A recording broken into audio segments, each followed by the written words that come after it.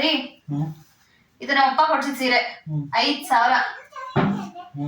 ಇದು ನಮ್ಮಮ್ಮ ಕೊಡ್ಸಿದ ಸೀರೆ 3,000.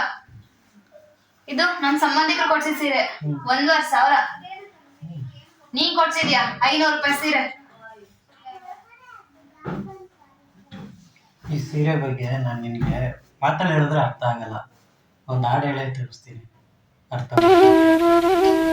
ತಂದೆ ಕೊಡಿಸೋ ಸೀರೆ ಮದುವೆ ಆಗೋವರೆಗೆ, ತಾಯಿ ಉಡಿಸೋ ಸೀರೆ ತಾಯಿ ಆಗೋವರೆಗೆ, ಬಂಧು ಕೊಡಿಸೋ ಸೀರೆ ಬಣ್ಣ ಹೋಗೋವರೆಗೆ, ಗಂಡ ಕೊಡಿಸೋ ಸೀರೆ ಕುಂಕುಮ ಇರುವವರೆಗೆ, ಹೆಣ್ಣಿನ ಜನ್ಮ ಕಳೆವವರೆಗೆ, ಮಣ್ಣಿನ ಮಮತೆ ಮರೆವವರೆಗೆ.